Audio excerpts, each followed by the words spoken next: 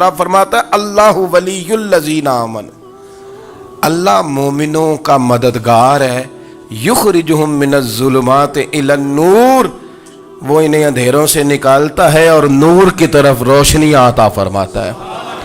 اندھیروں سے نور کی طرف اللہ لاتا ہے۔ اللہ ولی، اللہ مومنوں کا ولی ہے، وہ انہیں اندھیروں سے نور کی طرف نکالتا ہے۔ ہدایت ہمیشہ اللہ کی طرف سے سمجھے۔ جب وہ نماز کی توفیق دیتا ہے تو اپنے فضل سے دیتا ہے، جب وہ ذکر کی توفیق دیتا ہے تو اپنے فضل سے۔ ہم سمجھتے ہیں ہو جی فلانا نہیں پڑھ رہا بڑا بیوقوف ہے، فلانا نہیں پڑھ رہا، تو تم کیا اپنی عقل کے زور پہ پڑھ رہا ہے؟ میں جی اللہ کے فضل سے 2 پارے پڑھتا ہوں، تو کس پہ احسان کرتے تو 2 پارے پڑھ کے رویا کر۔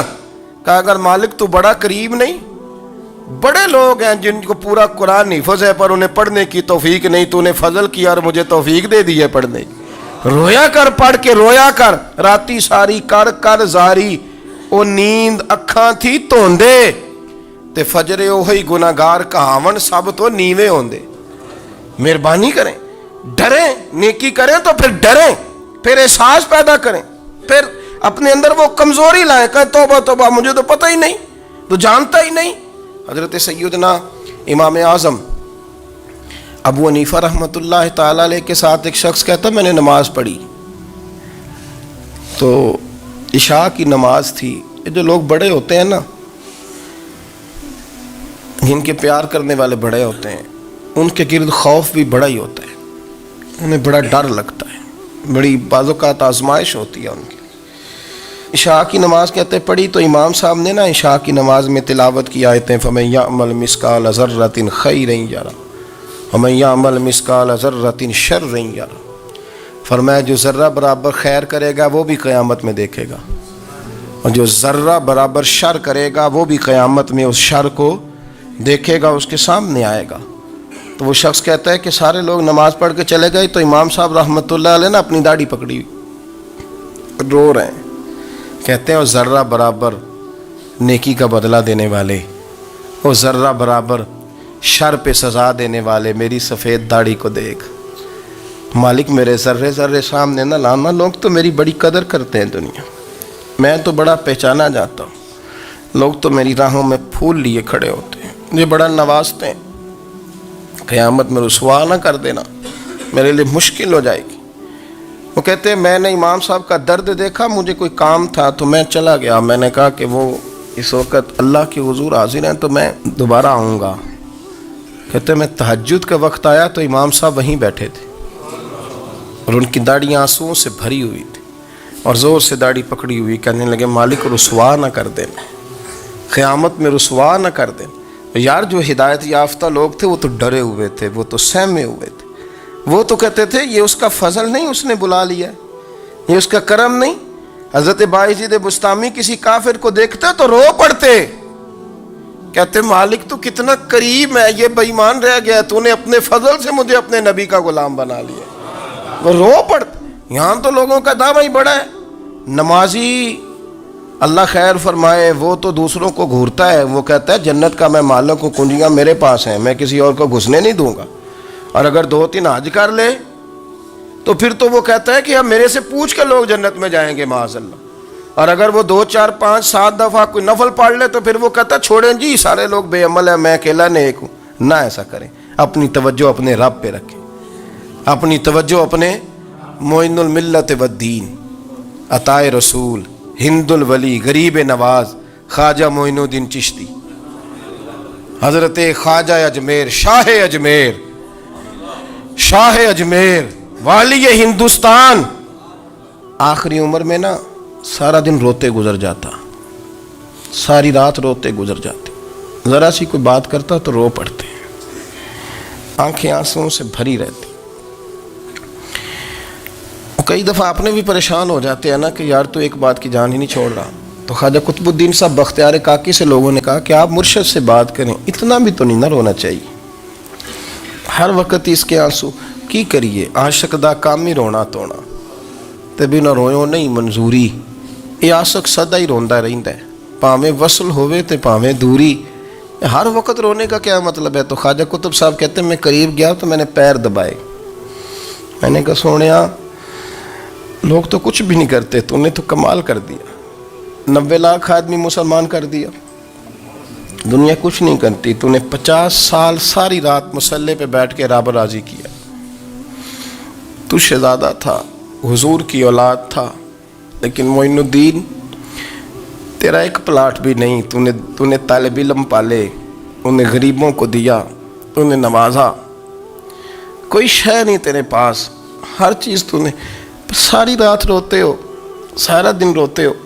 تو خواجہ قطب الدین صاحب کہتے ہیں میں نے جب عرض کیا تو خواجہ صاحب مجھے گلے لگا لیا، چیخ مار کے روئے، کہنے لے قطب الدین پتر داڑھی سفید ہو گئی، جانے کا وقت آ گیا، جو تو نے نیکیاں گنوائی ہیں وہ ہیں صحیح میرے پاس، پر یار کی بارگاہ میں پیش کرنے کے قابل ایک بھی نہیں، ایک بھی نہیں۔ تو بارگاہ تو دیکھ کتنی بڑی ہے، رسول کریم کی بارگاہ میں پیش کرنے کے قابل ان میں سے ایک بھی نہیں، تو آستانہ دیکھ کتنا بڑا ہے، کیا پیش کروں گا، کیا عرض کروں گا حضور کی بارگاہ میں، کس طرح۔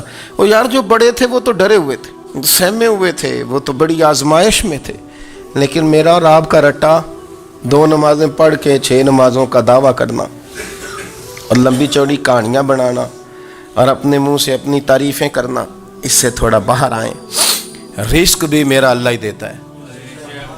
جب یہ نظریہ بن گیا، جب یہ ذہن بن گیا کہ پیدا اللہ نے کیا ہے، دینا اللہ نے ہے، عطا کرنے والا اللہ ہے، نوازنے والا اللہ ہے، تو پھر ساری توجہ دنیا داروں کی طرف رکھنا، میں اللہ والوں کی طرف توجہ رکھنے کا قائل ہوں، میں وہ سمجھتا ہوں، ہم اس چیز کے قائل ہیں، لیکن وہ بھی کوئی آستانہ ہے کہ جہاں حق مرشد کا نعرہ تو بڑا لگے پر رب کا نام ہی نہ سننے کو ملے۔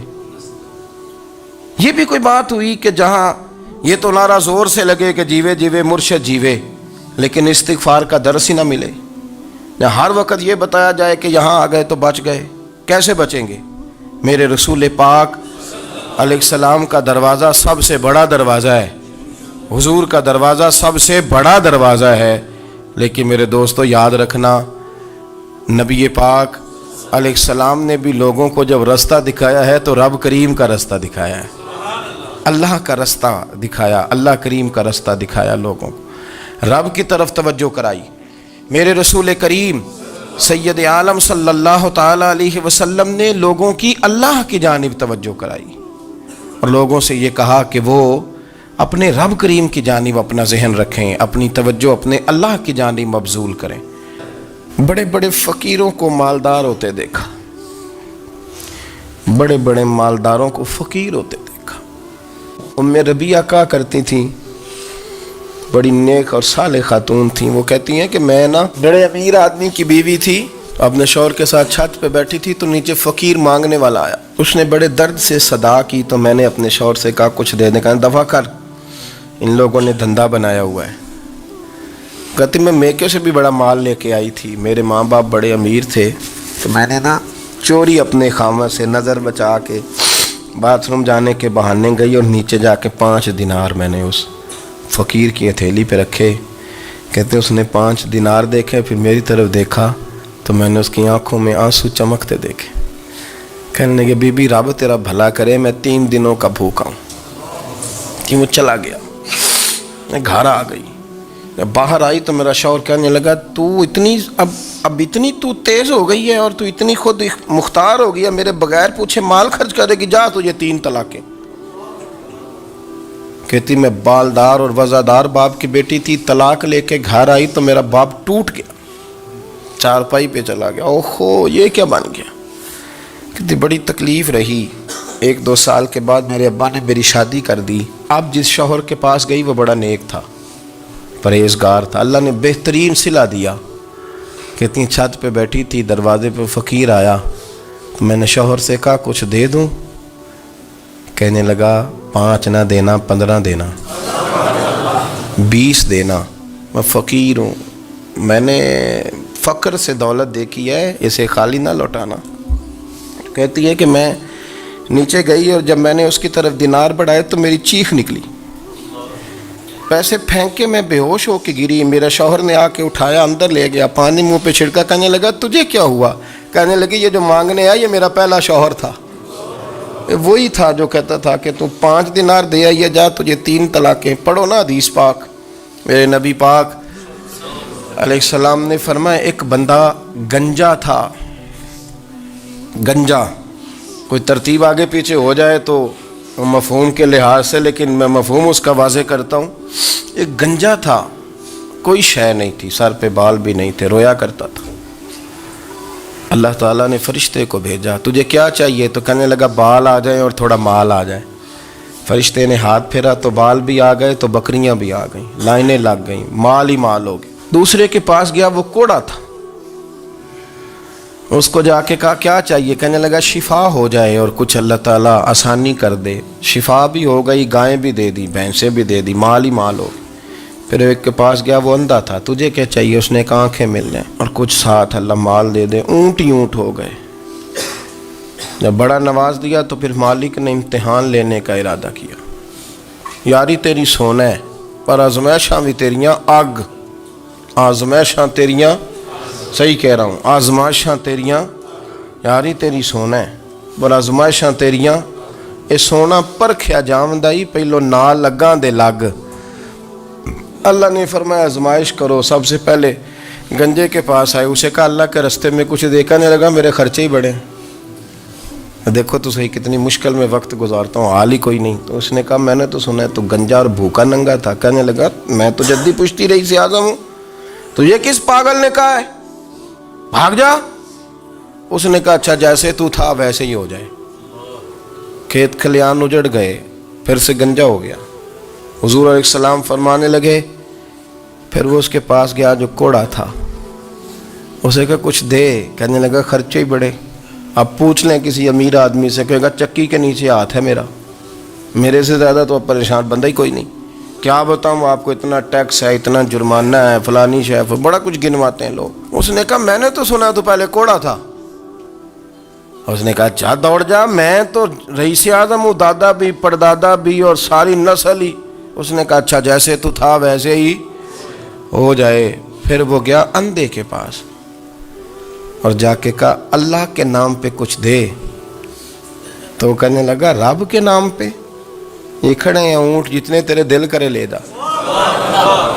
اس نے کہا کیا معنی اس بات کا؟ کہنے لگا یار تجھے کیا بتاؤں، میں تو اندھا تھا، میں نے تو کبھی دنیا دیکھی نہیں تھی. پھر اس کریم نے فضل کیا تو مجھے بڑا کچھ دکھایا. میں کیا بتاؤں، میرا دل کر رہا ہے کہہ دوں کہ پھر اس نے کعبہ دکھایا، پھر اس نے روضہ رسول دکھایا، پھر اس نے ریاض الجنہ کے سجدے دکھائے، پھر اس نے اپنے محبوب کے دروازے کی رونقیں دکھائیں. اس نے بڑا کچھ دیا، اس نے بڑا نوازا. میرے پاس تو شاید میں بدکار پرانا خادم، کسے در ملی نہ ٹوئی. اے واصف یار نے نظر جو کی تھی، پھر واصف ہی ہوئی.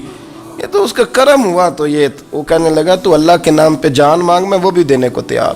میرے پاس تو شے ہی کوئی نہیں تھی، مجھے تو اپنا پتہ ہے، میں تو کوئی شے نہیں تھا، کچھ نہیں تھا میرے پاس.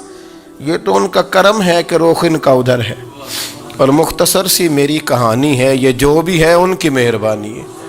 تو وہ کہنے لگا میں بھی کچھ لینے نہیں آیا تھا، تیری آزمائش ہی کرنے آیا تھا. تیری عزتیں بھی سلامت رہیں گی، تیرا مال بھی سلامت رہے گا، تیری شفا بھی. اپنی زندگی میں کبھی بھی اللہ کی بارگاہ سے توجہ ادھر ادھر نہ کریں. چھوڑیں لوگ کیا کر رہے ہیں، دنیا کیا کہہ رہی. کبھی بھی.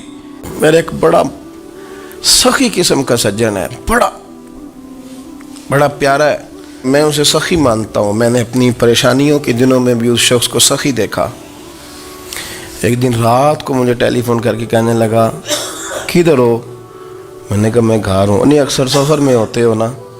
اور میں نے کہا طبیعت کیسی ہے؟ ٹھیک ہے، بس حال چال پوچھنا تھا. میں نے سمجھا، میں نے کہا یار یہ کوئی مسئلہ ہے، ورنہ رات کے 2 بجے کوئی حال پوچھنے کو فون تو نہیں نہ کرتا، کوئی مطلب ایسا تو مسئلہ نہیں نا. تو میں نے بیک کال کی، میں نے کہا یار میری بات سن، مسئلہ کیا؟ کہ نہیں کچھ نہیں دل کر رہا تھا. میں نے کہا میری گل سن، رہے ہیں اسی 4-5 سال کٹھے، میں تین جاننا، اصل بات کر.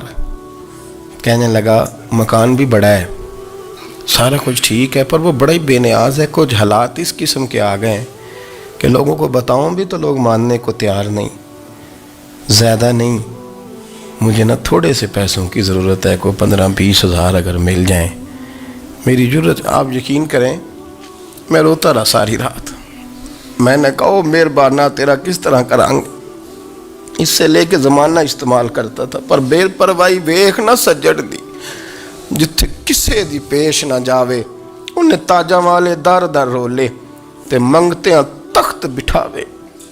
سجنا کسے نو کارا مل دئی، کوئی کعبے خالی آوے۔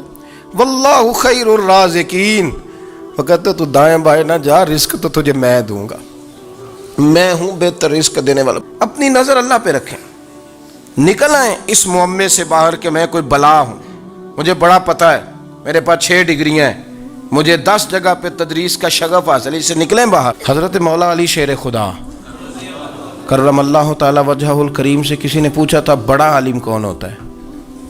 ہمارے ہاں تو اب وہ والے عالم پائے جاتے ہیں نا اللہ ماشاءاللہ، جو ممبر پہ بیٹھتے ہیں تو دعوے ہی دعوے، ممبر پہ بیٹھتے ہیں تو دعوے ہی دعوے، اس طرح کے عالم ہمارے ہاں پائے جاتے ہیں، وہ ہر بات میں دعویٰ کرتے ہیں، میں یہ کر دوں گا، میں وہ کر دوں گا۔ یہ مزاج علماء کا نہیں۔ حضرت علی المرتضیٰ سے کسی نے پوچھا بڑا عالم کون ہوتا ہے؟ فرمایا بڑا عالم وہ ہوتا ہے کہ جسے مسئلے کا پتہ نہ ہو تو وہ کہہ دے مجھے نہیں پتہ، میں پتہ کر کے بتاؤں گا، غلط بات بیان نہ کرے۔ امام مالک سے کسی نے کوئی مسئلہ پوچھا تو آپ فرمانے لگے مجھے اس سوال کا جواب نہیں آتا، ہمارے بزرگ سمجھاتے کیا ہیں؟ وہ کہنے لگا آپ اتنے بڑے امام ہیں تو اس سوال کا جواب نہیں آتا۔ آپ فرمانے لگے اگر مجھے ہر سوال کا جواب آتا پھر تو میں خدا ہوتا، مجھے ہر سوال کا جواب نہیں آتا، مجھے تو اتنا آتا ہے جتنا میرے رب نے مجھے عطا کر دیا ہے۔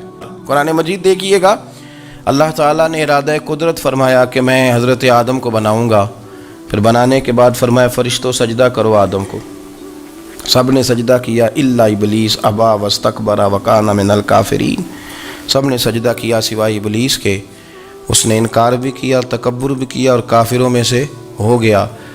تو یہ جب اللہ تعالیٰ نے سجدہ کرایا تو کیسے کرایا؟ اللہ تبارک و تعالیٰ نے نا حضرت آدم کو علم سکھایا خود، وعلم آدم الاسماء کلہا، خود اللہ فرماتے ہیں کہ میں نے جناب آدم علیہ السلام کو تمام اشیاء کے نام سکھائے، سب اشیاء کے نام سکھائے۔ تو وہ چیزیں پھر میں نے نا، اللہ فرماتے ہیں میں نے فرشتوں پہ پیش کی، میں نے کہا کہ بتاؤ ان کے نام کیا ہے، تو فرشتوں نے جو جواب دیا ہے وہ سمجھنے والا ہے۔ اللہ نے چونکہ خود علم سکھایا تھا حضرت آدم کو، جناب آدم سکھایا تھا لیکن فرشتوں کو نہیں سکھایا تھا، تو اللہ کریم نے فرمایا فرشتوں اب یہ بتاؤ ان چیزوں کے نام کیا ہیں؟ تو فرشتے کیا کہتے ہیں؟ فرشتے عرض کرتے ہیں قالوا سبحانک لا علم لنا۔ آپ کبھی یقین کریں اس چیز کی لذت لیں تو مزہ آ جائے۔ کہا قالوا سبحانک، کہنے لگے تو پاک ہے، قالوا سبحانک، کہنے لگے تو بھئی آدم علیہ السلام کو نام سکھا لیے، پھر فرشتوں کے سامنے وہ چیزیں پیش کر کے کہا ان چیزوں کے نام بتاؤ، تو فرشتے کیا کہتے ہیں؟ کہتے ہیں قالوا سبحانک، تو پاک ہے، لا علم لنا، ہمارے پاس کوئی علم نہیں، الا ما علمتنا، ہمیں تو اتنا پتہ ہے جتنا تو نے ہمیں سکھا دیا، ہمیں تو اتنا پتہ ہے جتنا تو نے ہمیں، لا علم لنا، ہمارے پاس کوئی علم نہیں ہے، اتنا ہی پتہ ہے جتنا تو نے ہمیں سکھا دیا ہے، اس سے زیادہ ہمارے پاس علم، اور یہ کیوں تو نے ہمیں جتنا سکھایا اتنا پتہ ہے۔ فرشتے یہ نہیں کہتے یا اللہ تو زیادہ سکھا، آدم کو دیا تو ہمیں بھی دے، یہ نہیں فرمایا، فرمایا انک انت العلیم الحکیم، اے اللہ تو علم والا بھی ہے اور حکمت والا بھی ہے، تجھے پتہ ہے کس کو کتنا دینا ہے، جتنا تو نے مناسب سمجھا جناب آدم کو دیا، اور جتنا تو نے بہتر سمجھا وہ تو نے ہمیں عطا فرمایا۔ تو اگر آپ کے پاس علم ہے، کہیں نالج ہے، تو اس کو اللہ کی عطا سمجھیں۔ ہمارے ہاں بہت سارے لوگ بن کے بیٹھ جاتے ہیں، میں اکثر کہتا ہوں کہ پھر وہ دعوے کرتے ہیں میرے علاقے والے جاہل ہیں، میرے شہر والے جاہل ہیں، میرے خاندان والے پڑھے نہیں، یہ آپ کا دعویٰ ہے، یہ آپ کو خراب کر دے گا۔ ہم نے بہت سارے ایسے لوگ دیکھے جو بہت بڑے عالم تھے، لیکن اللہ جب لینے پہ آیا تو عقل ہی لے گیا، شعور ہی چلا گیا، حافظے ختم ہو گئے۔ آپ دیکھتے ہیں بڑھاپے میں کچھ لوگ ایسے ہوتے ہیں کہ جن کو یہ بھی یاد نہیں رہتا کہ میرا نام کیا ہے، میں کہاں ہوں، مجھے کدھر جانا ہے۔ تو اس وقت سے اللہ کی پناہ مانگیں اور اپنی نظر اپنے رب کریم کی جانب رکھیں، اللہ کی جانب اپنی نظر کو مبذول رکھیں۔ دوسری بات، علم کے بعد ایک چیز آتی ہے جس کا نام ہے ہدایت، جس کا نام ہے تقوی، جس کا نام ہے پرہیزگاری، جس کا نام ہے عمل، عبادت، ریاضت۔ یہ بھی اسی وقت ہی نصیب ہوتی ہے جب میرا رب کریم نصیب فرما دیتا ہے۔ ہم نے نا نیکی کا اپنا اپنا سٹیٹس بنا لیا ہے، اپنا اپنا معیار بنا لیا ہے۔ کچھ لوگ کہتے ہیں کہ جناب مسجد میں سیمٹ کا توڑا دینے سے بہتر ہے کسی غریب کو آٹے کا تھیلا دے دو۔ اب اس نے اپنا مزاج بنا لیا نا نیکی کا، اس نے اپنا سٹیٹس بنا لیا ہے۔ میرا یہ سوال ہے کہ نبی پاک صلی اللہ تعالیٰ علیہ وسلم جب مدینہ شریف آئے تھے تو حضور نے سب سے پہلے غریبوں میں آٹا تقسیم کیا تھا کہ سب سے پہلے مسجد بنائی تھی؟ کیا عجیب لوگوں کا رنگ ہے، اپنی مرضی کی ہدایت، اپنی مرضی کا تقوی، اپنی مرضی کا معیار۔ مسجد کوئی بڑا چھوٹا خطیب بھی میری طرح کا ہو نا، تو وہ مسجد میں بیٹھ کے جب نبی پاک کی بات کرتا ہے تو کہتا ہے میرے رسول پاک غریبوں کا سہارا بن کے آئے۔ وہ غریبوں کی بات کرتا ہے، مسکینوں کی، لاچاروں کی، کمزوروں کی بات۔ تو مسجد ہی تو وہ ادارہ ہے جہاں سے غریبوں کی بات ہو رہی۔ تو اب لوگوں نے غریب کو اور مسجد کو لڑانا شروع کر دیا، اس کو لڑاؤ کہ مسجد میں پیسے دینے سے بہتر ہے آپ غریب کو آٹے کا تھیلا دے دیں۔ آپ یہ کیوں نہیں کہتے کہ مسجد میں بھی آپ توڑا دیں ایک سیمٹ کا اور ساتھ غریب کو بھی خدمت کریں؟ یہ کیوں نہیں تقویٰ؟ اپنی اپنی مرضی کا مزاج، اپنی اپنی۔ کچھ لوگ کہتے ہیں چھوڑو جی، ساری زندگی انسان نماز پڑھتا رہے اور پھر گالیاں بھی دیتا رہے، بندہ داڑھی بھی رکھ لے اور جھوٹ بولنا بھی نہ چھوڑے۔ تو یہ آپ نے اپنے پاس سے تقوی کا معیار بنایا ہے۔ گالی دینے کا گناہ ہے اور داڑھی رکھنے کا ثواب ہے۔ تو اگر آپ داڑھی رکھے ہوئے ہیں اور آپ کوئی غلطی کر رہے ہیں تو اس سے آپ کی داڑھی کا ثواب ختم، اللہ کرے آپ کو سمجھ آئے میری بات۔ آپ کوئی غلطی کر رہے ہیں، داڑھی کا ثواب اس سے ختم، وہ اپنی جگہ پہ قائم ہے چیز۔ اپنی مرضی کا کیوں تقوی کا معیار بناتے ہیں؟ تقوی کا مزاج اپنی مرضی کا نہ بناؤ، اللہ کی بارگاہ سے دعا مانگو کہ یا اللہ ہمیں ہدایت کا نور عطا فرما۔ ہمارا یہ مسئلہ بن گیا کہ ہماری سیاست ہے، ہماری دنیا داری ہے، ہم بندوں کو راضی کرنا چاہتے ہیں۔ ہم دیکھتے ہیں کون کس طرح، اور آپ یقین کریں آپ تھک جائیں گے، بندے راضی نہیں ہوں گے، وہ نہیں راضی ہوتے۔ آپ ان کو منا کے لائیں گے تو ادھر والے نکل جائیں گے، ادھر کو منائیں گے تو ادھر والے نکل جائیں گے۔ اس چکر سے باہر آئیں، اس رب کو راضی کریں جو فرماتا ہے ان الذین آمنوا وعملوا الصالحات سیجعل لهم الرحمن ودا۔ فرمایا تو ایمان لانے کے بعد نیک عمل کر، میں لوگوں کے دلوں میں تیری محبت پیدا کر دوں۔ رحمان لوگوں کے دلوں میں محبت ڈال دے گا، اللہ لوگوں کے دلوں میں۔ اپنی نظر ہمیشہ اپنے رب پہ رکھیں، اتنی لمبی چوڑی دنیا داروں سے امیدیں نہ وابستہ کریں۔ میں نے دیکھا ہے لوگ کاسا لیسی کرتے ہیں، کبھی اس کے دروازے پہ کبھی اس کے دروازے پہ۔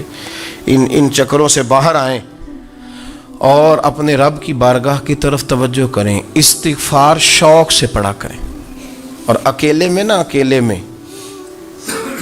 حضرت رئیس المتکلمین مولانا نقی علی خان صاحب رحمۃ اللہ نے لکھا ہے کہ فرعون 500 سال حکومت کر گیا، یا تو 5 سال کی حکومت کی پیر لڑکھڑاتے ہیں، 500 سال۔